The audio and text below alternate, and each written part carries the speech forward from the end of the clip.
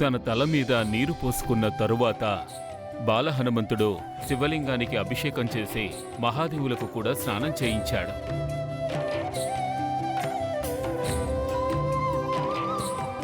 చెంబులో నుంచి నిరంతరాయంగా వస్తున్న నీటిధారను చూసి కేసరి అంజనలు ఆశ్చర్యచకితులయ్యారు. కైలాసంలో మహాదేవులను అంత ఆనందంగా చూసి పార్వతీదేవి కూడా ఆశ్చర్యపోయింది. ఆమె హనుమంతుణ్ణి కలిసేందుకు ఉత్సాహితురాలయ్యింది. ఆమె గౌరీ రూపాన్ని ధరించి గంగిగోవుతో పాటు సుమేరుకు చేరుకుంది. ఆ తరువాత మధురమైన సంగీతంతో ఆమె కూడా కేసరి నందునికి ఒక కొత్త నామధేయం చేసింది, శివాన్స్. నీ తేజస్వి పుత్రుడు శివాంసుడు. శివాంసుడు శివాంసుడు శివాంసుడు శివాంసుడు.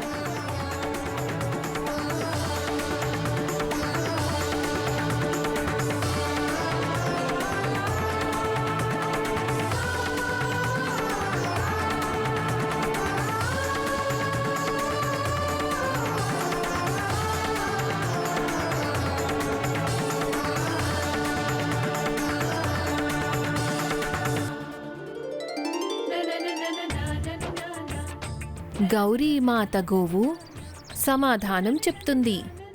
ఇప్పటికీ నీ మనసులో ఏదైనా ప్రశ్న ఉంటే అడిగి చూడు. మాకు మా ప్రశ్నలన్నిటికీ సమాధానం దొరికింది. అలాగే మా పుత్రుడికి ఒక కొత్త పేరు కూడా, శివాంశ్.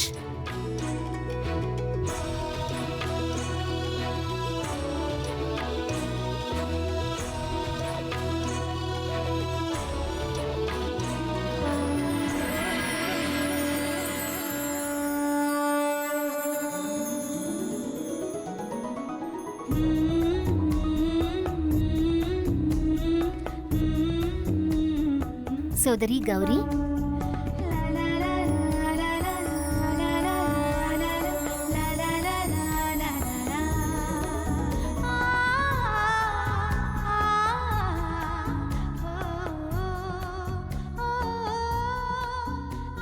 అరే రమా సోదరి, మీరు ఎక్కడ?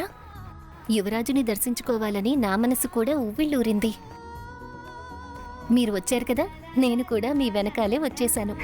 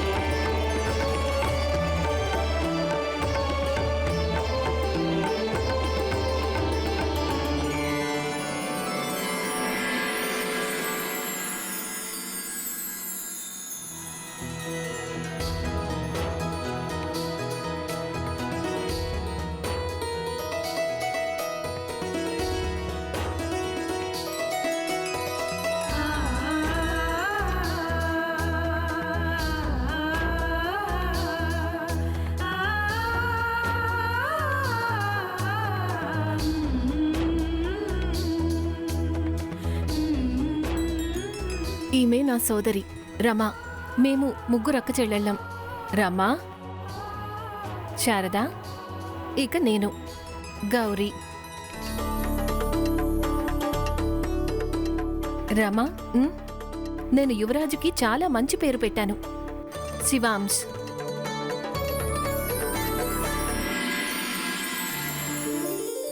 బాగుంది కదా?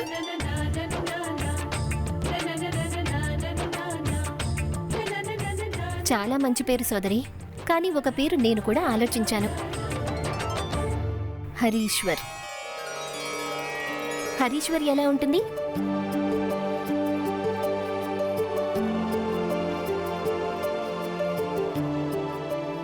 మీ అక్క చెల్లెళ్ళిద్దరూ ఇక్కడున్నారా?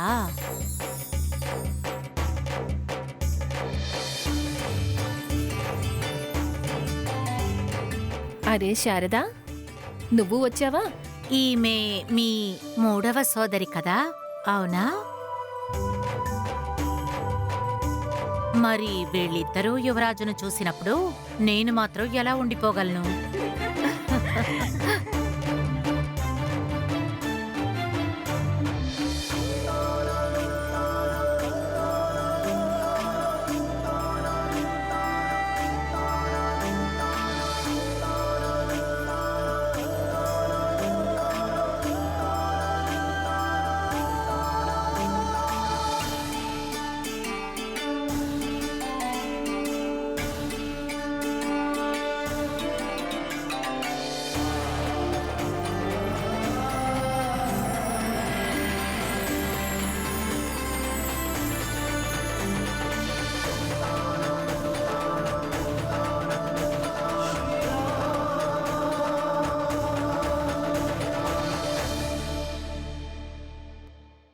సరే శారద, నువ్వు ఇది చెప్పు.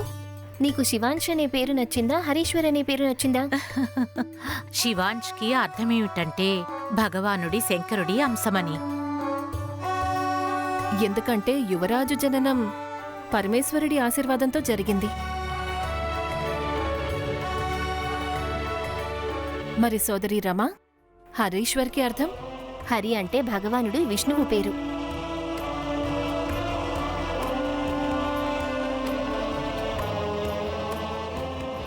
హరికి మరొక అర్థం కూడా ఉంటుంది, వానరుడు. మరి హరీశ్వర్కి అర్థమేమిటి? వానరులలో అందరికంటే ఉత్తముడు.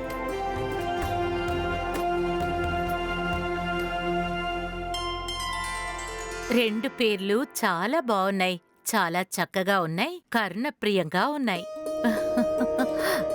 చూడండి, మన యువరాజు ముఖము తేజస్సుతో ఎలా వెలిగిపోతోందో.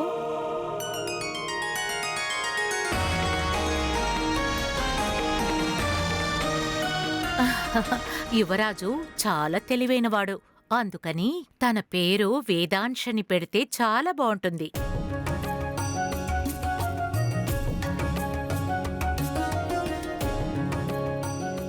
శివాంశ్, హరీశ్వర్, వేదాంశ్, అద్భుతం. చాలా అందమైన పేర్లు పెట్టారు. మీరు నా పుత్రుడికి మనసు నిండిపోయింది, ఆనందదాయకంగా ఉంది. ఈ పేర్లకు మీ అందరికీ చాలా చాలా ధన్యవాదాలు.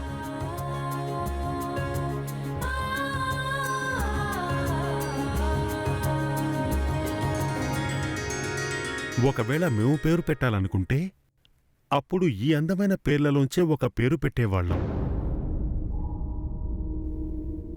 కాని మా కులం ఆచారం ప్రకారం శిశువు తన పేరునే స్వయంగా ఎంచుకుంటాడు.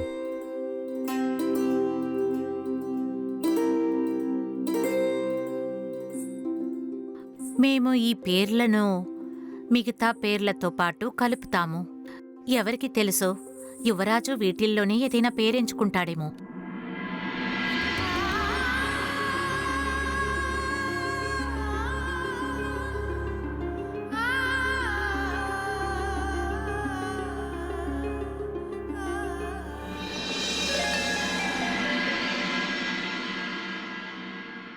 అరే అరే కేసరీనందనా, తీసుకో, తిను.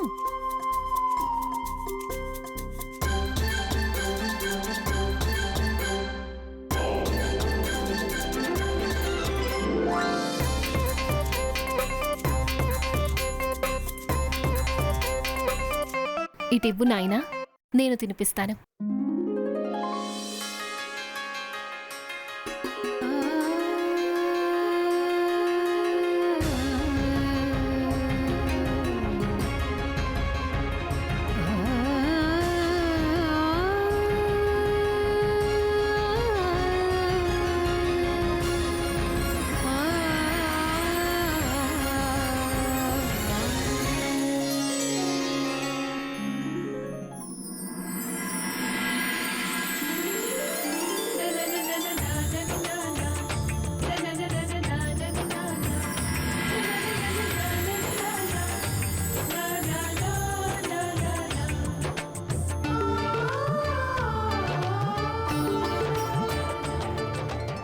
శివాంశ్, హరీశ్వర్, ఇంకా వేదాంశ్.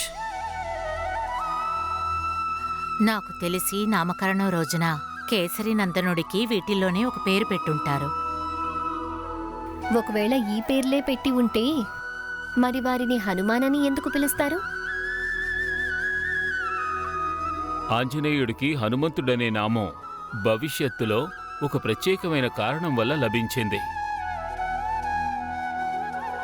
ఎప్పుడైతే ఆంజనేయుడు నామం గురించి ముగ్గురు దేవతలకు వేరువేరు ఆలోచనలొచ్చాయో, ఇక సమస్య ఏమిటంటే వీటిలో ఏ నామానికి ప్రాముఖ్యత ఉంటుంది అని.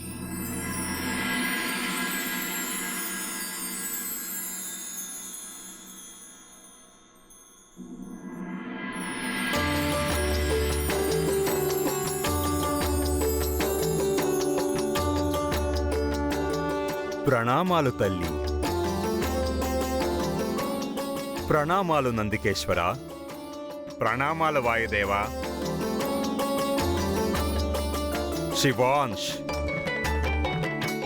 హరీశ్వర్, వేదాంశ్. చూడండి తల్లి, పేర్లైతే మీరు ముగ్గురు చాలా అద్భుతమైనవి ఎంపిక చేశారు. కానీ నామకరణం కోసమైతే ఒకటే పేరు కావాలి. ఇప్పుడు మీరే చెప్పండి, ఈ మూడింటిలో నా పుత్రుడికి ఏ పేరు పెట్టాలి?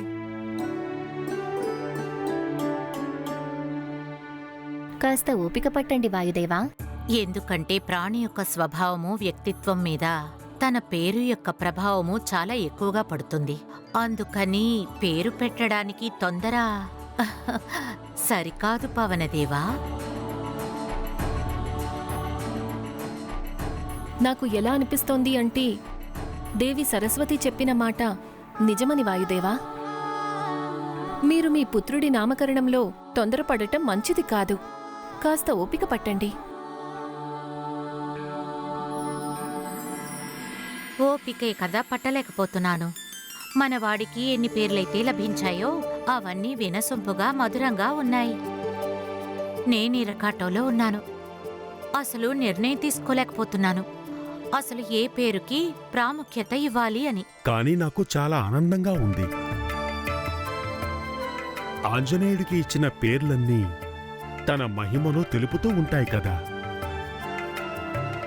ఇక ఇచ్చిన పేర్లన్నీ హృదయంలోంచి వచ్చిన ప్రేమ భావనకి ప్రతీకలు.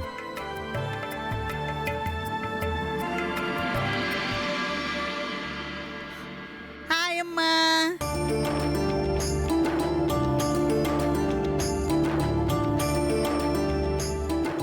ఇంత ప్రేమ, ఇంత ఆప్యాయత,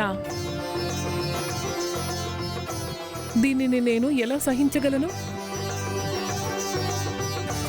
కొన్ని క్షణాలు తనని నా వద్ద ఉండనివ్వండి. తనని నేను చూసుకుంటాను. హా.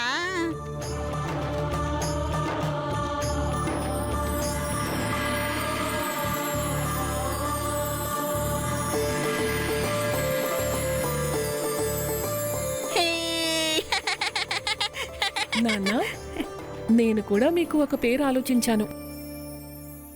సదానంద. సదానంద.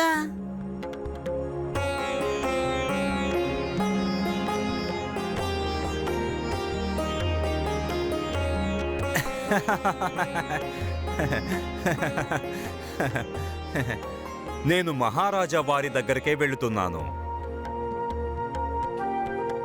యువరాజును నేను వారి వద్దే విడిచిపెడతాను. మీరు నిశ్చింతగా ఉండండి ఆయమ్మ.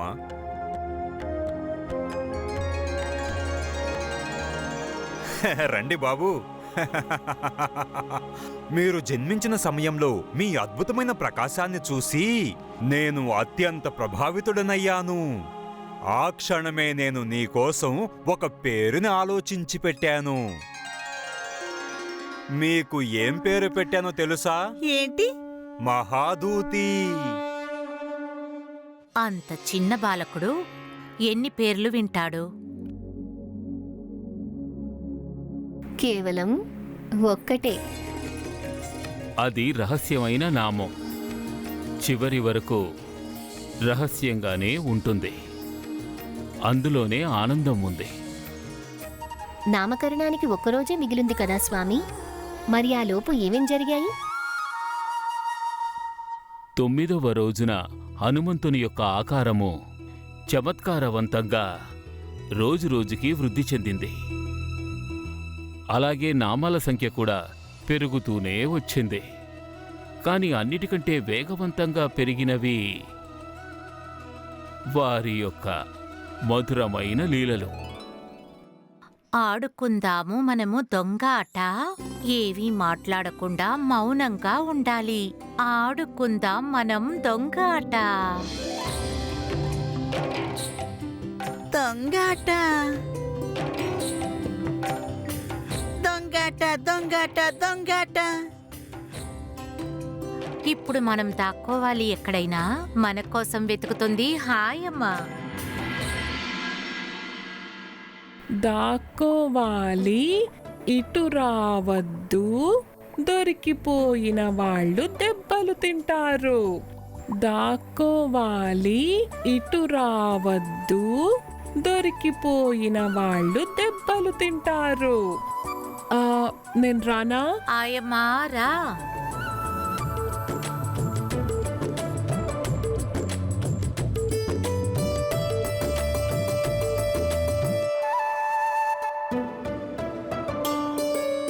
పట్టుకున్నాను.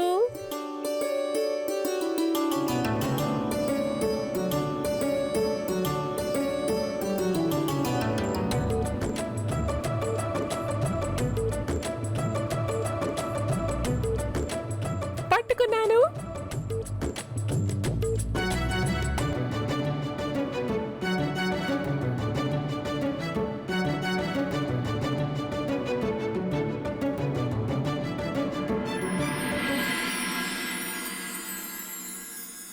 ఎవరైనా నన్ను కూడా పట్టుకోండి. నేను ఇందాకటి నుంచి ఆసనం వెనకాలే ఉన్నాను.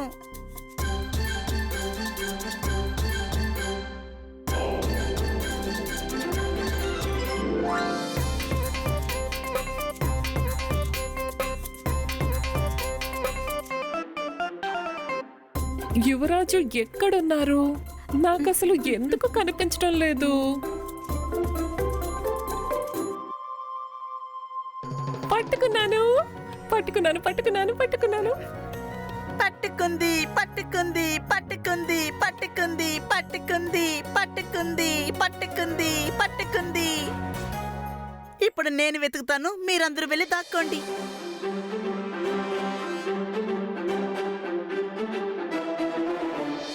దాక్కోవాలి, ఇటు రావద్దు.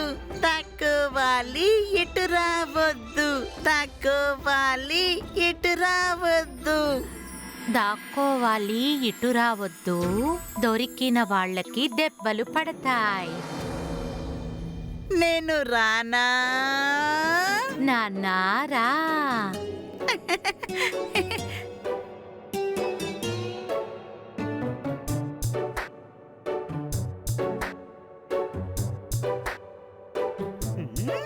పట్టుకున్నాను.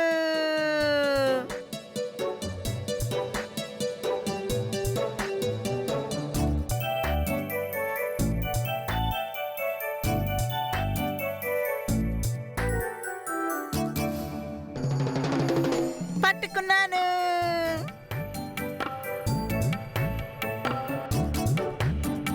పట్టుకున్నాను పట్టుకున్నాను పట్టుకున్నాను పట్టుకున్నాను పట్టుకున్నాను.